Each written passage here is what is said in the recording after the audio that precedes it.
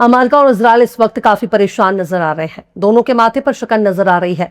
दोनों चाहकर भी अपनी करतूत को पूरी दुनिया से छुपा नहीं पा रहे।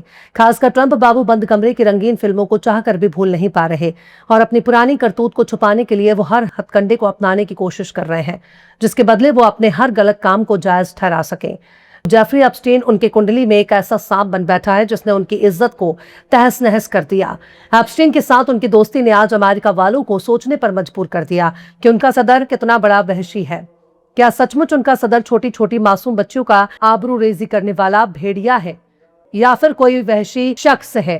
हालत तो अब ये हो गई है कि ट्रंप बाबू व्हाइट हाउस वाले पत्रकारों के साथ डिनर कर रहे थे और डिनर के दौरान गोलीबारी की वारदात सामने आती है और हमलावर को पकड़ लिया जाता है। लेकिन अब हमलावर के एक मैनिफेस्टो के बारे में सवाल करने पर ट्रंप बाबू पत्रकार पर ही भड़क गए और कहने लगे कि मैं बच्चों का कोई आबरूरेजी करने वाला शख्स नहीं हूं। सीबीएस न्यूज को दिए एक इंटरव्यू के दौरान ट्रंप ने कहा कि मैं पेडोफाइलर नहीं हूं, मैंने आबरूरेजी नहीं की। उसके बाद ट्रंप सीधे मेजबान एंकर पर ही भड़क गए। कहा आपको वो पढ़कर खुद पर शर्मानी चाहिए। दरअसल हमलावर कोल एलन ने अपना एक मैनिफेस्टो जारी किया था और उसमें आप लिखा हुआ था कि मैं अब और ये बर्दाश्त नहीं कर सकता कि कोई पेडोफाइलर, रेपिस्ट और देशद्रोही अपने जराइम से मेरे हाथों को गंदा करे। हमलावर कोल एलन ने खुद को फेडरल एजेंट साइन कहा है।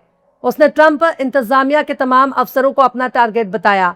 उसने कहा कि मैं ज्यादातर लोगों को पार करते हुए भी अपने टारगेट तक पहुंचूंगा, क्योंकि ज्यादातर लोग एक पेडोफाइलर, रेपिस्ट और देशद्रोही के भान में शामिल हो गए हैं। ये लाइन सीधे तौर पर ट्रंप को हिट करती है, खासकर जेफरी एप्स्टीन और उनके रिश्ते के मामले को बयान करने के लिए काफी है। जिसके बाद जब पत्रकार ने मैनिफेस्टो की उन लाइनों को पढ़कर ट्रंप से पूछा तो ट्रंप आपे से बाहर हो गए, गुस्से से तमतमा उठे। पर खैर, अमेरिका के पत्रकारों में कम से कम इतनी तो कुव्वत जरूर है कि वो सत्ता में बैठे सबसे बड़े शख्स से सवाल पूछने की हिम्मत रखते हैं। कोई दूसरा मुल्क होता तो डोनाल्ड ट्रंप जैसे नेता के तलवे चाटने लगता। वो तो गनीमत है कि अमेरिका के पत्रकारों ने अपनी पत्रकारिता को अब तक जिंदा रखा है। पर बात सिर्फ यहीं तक सीमित नहीं है।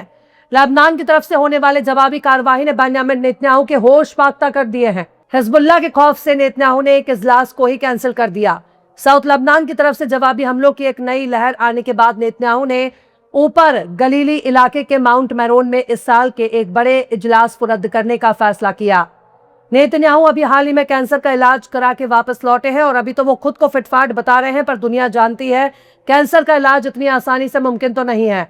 बंकर में छिपकर अपना वक्त गुजारने वाला बेंजामिन नेतन्याहू अभी खुद को ग्रेटर इजराइल बनाने वाला एक अजीम सिपह सालार के तौर पर देखना चाहता है। ग्रेटर इजराइल के लिए जंग बहुत जरूरी है, क्योंकि जंग जब तक होता रहेगा तब तक उसके जरिए किए गए बदअमनी और बड़े बड़े घोटालों से बचने का मौका मिलेगा। नेतन्याहू इजराइल में बेहद ही करप्ट शख्स के तौर पर देखे जाते हैं, जो अपना औहदा बचाने के लिए जंग जारी रखने में यकीन रखते हैं। अब आगामी होने वाले इलेक्शन में नेतन्याहू की कुर्सी डोलने लगी है, क्योंकि दो अपोजिशन लीडरों ने एक दूसरे से हाथ मिला लिया है और पार्टी के मर्जर का काम शुरू कर चुके हैं। दोनों अपोजिशन लीडर का एक होकर नेतन्याहू को चैलेंज करना कोई मामूली खबर नहीं है। इससे नेतन्याहू की ताकत कमजोर हो जाएगी। दोनों अपोजिशन लीडर उनके लिए बहुत बड़ा सरदर्द बन जाएंगे। सबसे हैरानी की बात यह है कि दोनों ही लीडर इजराइल के वजीर आजम रह चुके हैं। याइर लैपिड और नफ्ताली बेनेट अब आने वाले इलेक्शन में एक हो चुके हैं, जो ये बताने के लिए काफी है कि वक्त हमेशा एक जैसा नहीं रहता। वक्त अपने का साथ छोड़ चुका है और नेतन्याहू इजरायलियों के लिए एक बदनुमा दाग बन चुका है। पर बात सिर्फ यहीं तक सीमित नहीं है। हार्मुज बंद है। हार्मुज को खोलने के लिए अमेरिका लगातार धमकी पर धमकी दे रहा है। ईरान को हार्मुज खोलने के लिए मजबूर कर रहा है और कह रहा है कि हार्मुज खोलो, हमसे समझौता करो, वरना हम तुम्हें बर्बाद कर देंगे, तुम्हारी एनर्जी फैसिलिटी को तबाह कर देंगे, तुम्हारी पूरी तहजीब को मिटाकर रख देंगे, तुम्हें पत्थरों के दौर में पहुंचा देंगे। पर दूसरों के मुल्क पर कब्जा करके अपना मुल्क बसाने वाले जालिम, जाबिर और कातिलों को हमेशा पत्थरों का दौर ही याद रहता है, क्योंकि वो पत्थर के दौर से निकलकर तहजीब याफ्ता कौम के बीच में आए और यहाँ भी वो अपनी अहम काना हरकतों से बाज नहीं आ रहे। ईरान अभी भी हार्मुज रोक कर बैठा हुआ है और हार्मुज को ओमान के साथ मिलकर चलाने पर गौर कर रहा है। पर जिस तरह से लेबनान का हिजबुल्लाह इजराइल के लिए सरदर्द बनकर खड़ा हुआ है, उसने नेतन्याहू की टांग में कपकपी तारी कर दी है। अब तो बकायदा आईआरजीसी के कुछ फोर्स कमांडर का कहना है कि एक्सेस ऑफ रेजिस्टेंस अब पहले से कहीं ज्यादा मजबूत और यूनाइटेड है। ब्रिगेडियर जनरल इस्माइल कानी ने इतवार को अपने बयान में इजराइल के उन दावों को खारिज कर दिया जिसमें इजराइल कहता है कि हमने हिजबुल्लाह की ताकत को कमजोर कर दिया। इस्माइल कानी का कहना है कि हिजबुल्लाह मोर्चे पर यकजहती के साथ खड़ा है, पहले के मुकाबले मजबूत और ठोस है। इस्माइल कानी ने कहा है कि हिजबुल्लाह अकेला नहीं है, पूरा एक्सेस ऑफ रेजिस्टेंस के लड़ाके उसके साथ खड़े हैं जो इसराइल के हमलों के सामने लेबनान की सालिमियत का तहफ्फुज़ कर रहे हैं। लेकिन बात सिर्फ यही तक सीमित नहीं है। IRGC कमांडर ने आगे कहा कि इजरायली हुकूमत बरसों से अपने शर्तों के दम पर सीज़ फायर करने की कोशिश में नाकाम रहा है। वो अपने मकसद को हासिल करने में फेल हो चुका है। पर बात सिर्फ यहीं तक सीमित नहीं। अरब के मुल्क ईरान की जवाबी कार्रवाई को देखकर सहमे हुए हैं।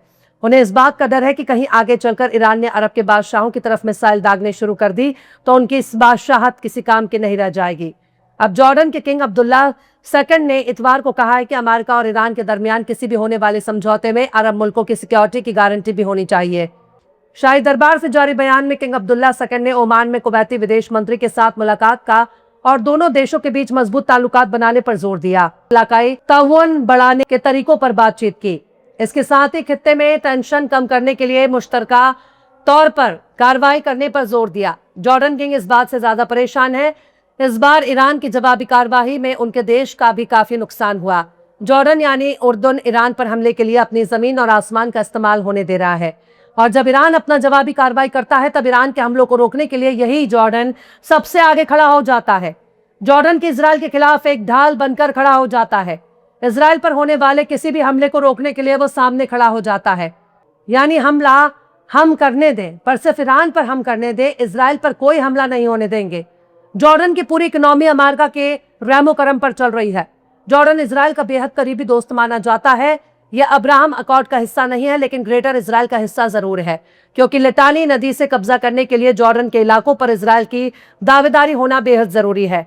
इजराइल अपने लोगों को किताबों में यही पढ़ाता रहता है कि यह पूरा मिडिल ईस्ट का खित्ता हिस्सा हमारा है और हम इसे छीन कर कब्जा करेंगे। अरब के मुल्क पता नहीं कौन से खौफ की वजह से इजराइल के खिलाफ एक्शन से दूर भागते हैं, पर जब दिल लगी चुड़ैल से तो परी क्या चीज है। जब इजराइल के साथ पर्दे के पीछे इश्क फरमाया जा रहा है तो उस इश्क को बेपर्दा होने की जरूरत है, ताकि सबको नजर आ जाए कि इजराइल के कौन कौन सी महबूबा हैं जो अरब देशों में मौजूद हैं। फिलहाल इस खबर में बस इतना ही। यह एपिसोड आपको कैसा लगा कमेंट बॉक्स में जरूर से बताइए। पसंद आए तो लाइक करें, शेयर करें और बेबाक निष्पक्ष स्वतंत्र पत्रकारिता को सपोर्ट करने के लिए हमारे चैनल टाइम्स मेल को जरूर से सब्सक्राइब करें और बेल आइकन की घंटी वाली बटन तुरंत दबा दें, ताकि आपको हमारे आने वाले नए वीडियो की नोटिफिकेशन फौरन ही मिल जाए। फिर मिलते हैं किसी और वीडियो में एक नई खबर के साथ। हर्षिता मिश्रा को दीजिए इजाजत। जय हिंद। तो देख लिया आपने हमारे इस वीडियो को। हमें उम्मीद है कि आपने हमारे वीडियो को लाइक किया होगा और दूसरों को भी शेयर किया होगा। अगर अभी तक आपने हमारे चैनल टाइम्स मेल को सब्सक्राइब नहीं किया है तो जल्दी से सब्सक्राइब कर दें और बेल आइकन भी प्रेस कर दें।